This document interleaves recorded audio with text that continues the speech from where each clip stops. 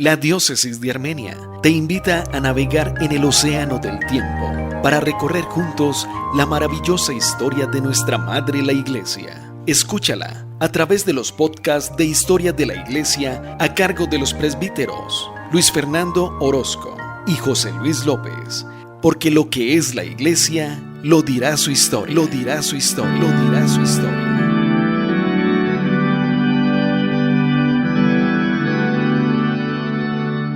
Muy buenas, un saludo a todos los oyentes del podcast de Historia de la Iglesia de la Diócesis de Armenia. Luis, buenos días, ¿cómo va todo? Padre José Luis, muy buenos días a todos. Muchas gracias nuevamente por aquí compartiendo este espacio. Hacía ratico no nos encontramos, estaba de paseo, ¿dónde estaba? Mucho trabajo, padre, mucho trabajo. Mucho trabajo, bueno, el que sí estuvo paseando fue por ahí un compañero nuestro. Vamos a ver qué nos trajo. Hoy estamos considerando un tema muy interesante y muy polémico, que es el tema del arte en el cristianismo, las expresiones artísticas, porque existen muchos cristianos o creyentes de otras congregaciones que nos pegan mucha varilla por el tema de las imágenes, de tener imágenes y que la prohibición que hay en la Biblia de las imágenes, y se vuelven furibundos al punto pues de que casi que uno está condenado por tener un cuadrito del corazón de Jesús. Así es, padre, no solamente tenerlas, sino de lo que nos acusan que hacemos con las imágenes, ¿cierto? Entonces, bueno, un mundo de imágenes y de colores, titula nuestro encuentro de hoy. Un mundo de imágenes y de colores. No, el arte es bellísimo. El arte es bellísimo. El problema no es la imagen. El problema está en la idolatría. Pero la idolatría no está directamente asociada a la imagen, sino al corazón del hombre. Es decir, no es la imagen per se la que nos hace idólatras. El dinero es una idolatría y no le tenemos un altarcito ni nada de eso, pero muchas personas confían en el dinero como si fuera Dios, incluso mandan a matar por el dinero y otras cosas más. Entonces en ese momento el corazón se prende en devoción, en sujeción al dinero, como si se tratara de una divinidad, o la guerra, o las drogas, o el sexo desaforado. Hay muchas realidades que en el ser humano pueden convertirse en el eje de su vida y no necesariamente son una imagen. Así es, padre. Y vamos a ver entonces en este discurso y en este trasegar de las comunidades, como hemos venido hablando del siglo III o IV, cómo también se enfrentaron a todo un proceso para alcanzar lo que hoy en día es el arte cristiano. En los 2 primeros siglos, de hecho, no hubo manifestaciones artísticas, no había templos, no había altares, no había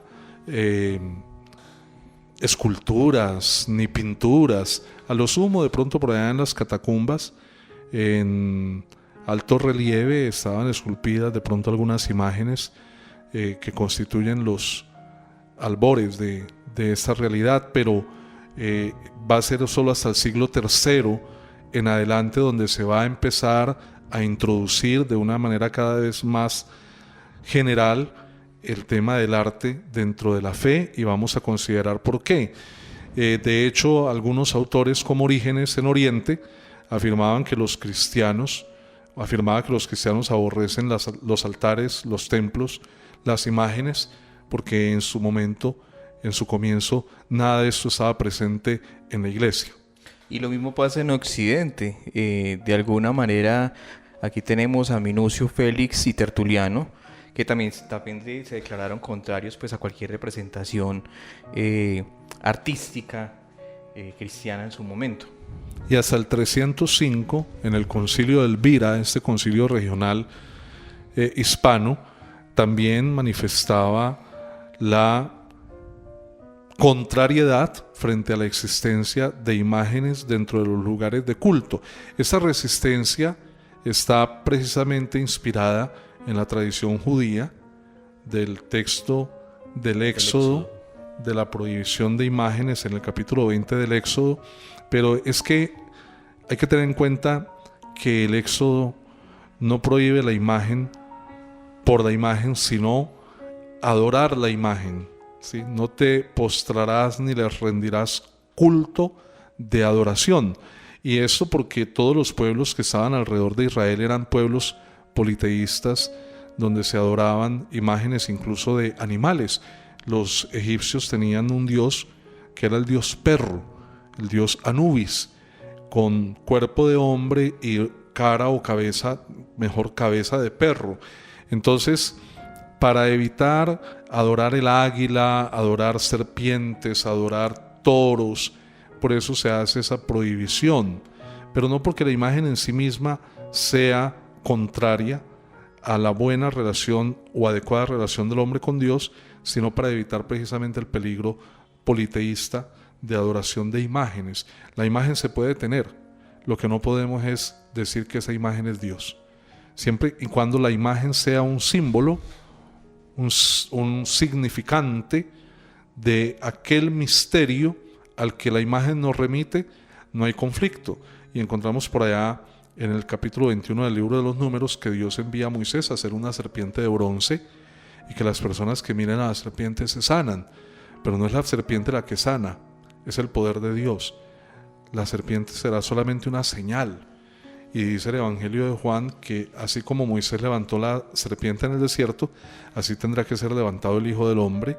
Entonces la imagen de Jesús en la cruz que tenemos en la casa, en la habitación, no es un ídolo, es una señal de la salvación que Dios nos ha dispensado, no en esa imagen, sino en el Cordero de Dios que en la cruz ha dado su vida por nosotros. Sí, padre, a nivel personal, pues yo considero también que es esa precisamente lo que representan esas imágenes para nosotros. Alguna vez escuché una mamá diciendo, mire la foto de mi hijo fallecido. Aquí no está mi hijo fallecido, pero esa foto me lo recuerda, me representa, me trae a mi memoria esa imagen y esa vida de mi hijo fallecido. Entonces, mire cómo se pueden de pronto a veces confundir ciertas situaciones al respecto. El arte en la iglesia empieza a utilizarse por allá en el siglo III, lo que se denomina el arte paleocristiano, ¿sí? O los orígenes del arte en la iglesia cristiana, por una doble razón. Primero, como una necesidad de poder enseñar a los que no sabían leer el mensaje del Evangelio, porque muchos no conocían la lengua griega para leer los evangelios. Entonces, para poder transmitir las enseñanzas, se les pintaban los principales misterios de la vida de Cristo, eran plasmados, y de esa manera se catequizaba la imagen como un elemento pedagógico para enseñar a los que no sabían leer, y segundo, como una manera también de inculturar el evangelio en una comunidad pagana como la greco-romana, que estaban muy habituados a expresar con imágenes sus mitos. Pues la iglesia encuentra también la posibilidad, un camino, una metodología, un procedimiento para traer a la fe a estas personas a través de la representación artística, ya no de los misterios míticos, ya no de Zeus o de Afrodita, sino precisamente de Cristo, de la Virgen y de las obras realizadas por el Señor. Algo curioso, padre, es que cuando los grandes heraldos del Evangelio penetraron esas fronteras de los romanos, del Imperio Romano, esas espléndidas muestras y evidencias artísticas de la época clásica de Roma y de Grecia, en cuanto tales, no les llamaron especialmente la atención. Pues aquí estaba ya reinando el mensaje de Cristo, la resurrección de Cristo, y obsesionaron exhaustivamente el espíritu de estas personas que había sido alcanzado por la vida que surge de la muerte. Tienen expresiones del Buen Pastor, de las primeras imágenes grabadas en las catacumbas y favoritas por los cristianos, es el de Jesús el Buen Pastor. Está también el de Cristo filósofo, con su bastón de peregrino enseñando la vida divina, que es la sabiduría. Está la representación de Cristo similar a un dios griego que es Orfeo. Orfeo ha pasado al recuerdo por su flauta, porque con su música deleitaba a las personas, ¿sí? Las encendía en un amor tremendo. Entonces Cristo es como un nuevo Orfeo, pero ahora Él nos seduce, nos embriaga en el buen sentido de la palabra con su evangelio, con sus enseñanzas. Entonces empezar a integrar esta serie de realidades de las tradiciones paganas con el nuevo elemento, a la luz de la experiencia cristiana, hace parte de eso que nosotros llamamos inculturación, y que fue un mecanismo imprescindible, porque en la medida en que el mundo romano nos iba abriendo las puertas, pues era imposible resistirse a trasvasar el mensaje cristiano en los utensilios, en las categorías artísticas que ellos estaban acostumbrados a vivir. Es un tema básico de inculturación, de encuentro con otras culturas y aprender a hacer uso de los elementos que es propio o que son propios de esas culturas, y hablar de Cristo, pero haciendo uso de las herramientas culturales, artísticas, filosóficas que ellos poseían. Y a ellos les gustaban las esculturas, les gustaba la pintura, y va a entrar en la iglesia también todo el tema de vitrales, la edificación de templos, toda aquella maravilla, pues la vamos a heredar nosotros, pero le vamos a dar un nuevo enfoque, una nueva luz, ¿sí? Le vamos a colocar bajo la perspectiva del mensaje de la fe. Y encontramos, Padre, otra herramienta cultural que miraron los cristianos primitivos y la aprovecharon, y fue esa memoria histórica, cultural y religiosa del Mare Nostrum o Mar Mediterráneo, precisamente para continuar esa tarea de intentar transmitir y hacerse entender en cuanto al mensaje cristiano.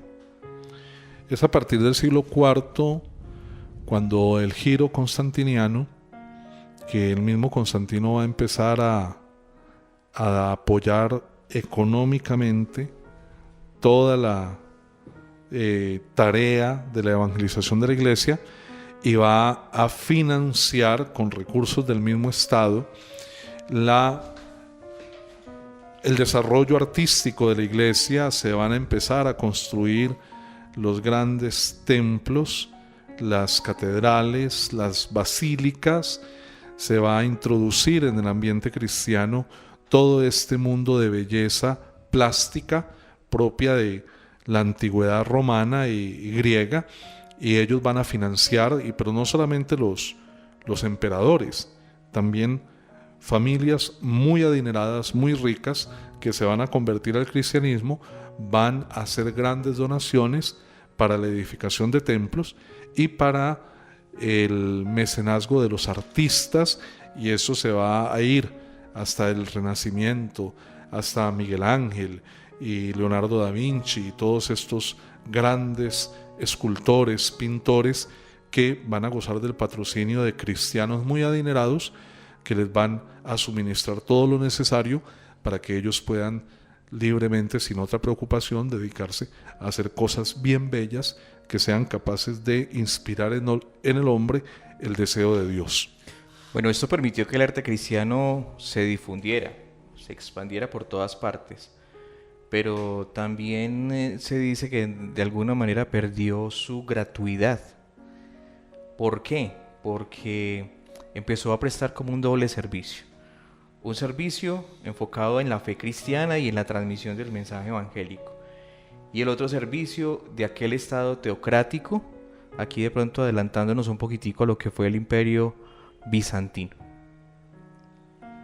Sí, y las herencias culturales que tenemos de esto pues son enormes, son bellísimas. Pienso en el Pantocrátor, en esa bella figura de Jesús, que tiene el libro de los Evangelios en su mano izquierda, como en disposición de enseñar, de comunicar la divina palabra, y que tiene su mano derecha en disposición de bendecir, de dar la bendición, y ha recibido esa figura que tiene múltiples inspiraciones, formas distintas, pero todos el elemento común de estos rasgos de dar la bendición, de tener el libro de los Evangelios, los colores, el azul, el rojo, la divinidad, el martirio, la humanidad, y se denomina Pantocrátor, que significa todopoderoso. Pan, panta en griego, kratos, poder, autoridad, ¿cierto? Entonces el todopoderoso, este Jesús muerto y resucitado, que el arte empieza a imprimir en vitrales, en pinturas, como una forma de centrar la mirada de los creyentes en este signo que nos remite precisamente a la omnipotencia de Dios manifestada en Cristo. El Pantocrátor como una de las 4 formas iconográficas con que los bizantinos representaban a Cristo. Había otras 3. La primera, Cristo de medio cuerpo, con el libro de la ley evangélica en la mano izquierda. La segunda, Cristo presidiendo el mundo, sentado en el arco iris, que representa precisamente al mundo. La tercera, que acabamos de mencionar, Padre, el Pantocrátor. Y la cuarta, Cristo clavado en la cruz. Un ángel recoge en una copa la sangre que redime al mundo. Pero también va a tener una fuerte acogida la representación artística de la Virgen María como la Madre de Dios. Y allí hay un elemento que ya de alguna manera estaba preparado desde la antigüedad, y era la reverencia a Atenea. Palas Atenea es una de las diosas del Olimpo griego, y Palas Atenea es una diosa virgen. Es una diosa virgen que sin embargo ha tenido un hijo. Y entonces desde la antigüedad los griegos y luego los romanos la veneran, ¿sí? Y le dan culto a Palas Atenea. Cuando el cristianismo llega a ellos, también tiene la experiencia de una virgen, ¿sí? Solo que no va a ser diosa, va a ser la Madre de Dios. Madre Virgen. Pero ellos, ¿sí?, tienen ya esa afinidad a esa imagen propuesta en María, en la virginidad de María, y por eso no van a tener choque con venerarla y darle un culto no de adoración, no de latría, sino precisamente de veneración. Entonces vamos a encontrar también desde la antigüedad varias expresiones artísticas acerca de María, resaltándolo como Madre de Dios. Así es, Padre. ¿Y cómo la encontramos o cómo la representaba el arte bizantino? Primera, sentada en un trono y haciendo ella misma de trono del niño, cargando el niño, haciendo de trono del niño. Otra manifestación es la Virgen que señala con la mano derecha al niño sobre su brazo izquierdo, indicando que Él es el camino, que Él es la salvación. Otra manifestación, la Virgen está de pie con los brazos levantados, implorando a Dios por la humanidad, en un ambiente de intersección. Otra manifestación, la Virgen amamanta al niño, lo cual simboliza la naturaleza humana, real, de su hijo, ¿no? Del niño. Y la Virgen acaricia al niño. Es una imagen muy, muy bonita, ¿no? Que nos muestra a una Virgen, a una mamá. A una mujer tierna, como todos nos la representamos y la experimentamos, sobre todo en el momento de orar el rosario. Uno puede sentir la ternura de Dios a través del consuelo maternal de la Virgen María. Es muy importante esto. Y para que vayamos concluyendo, 2 ideas. Uno, lo que tiene que ver con alguna figura de Jesús, si tenemos alguna representación de Jesús, del Jesús histórico, y finalizamos luego con un comentario general acerca pues de la relación del creyente con el mundo del arte, de las imágenes, bien sea en escultura, en pintura o en mosaicos.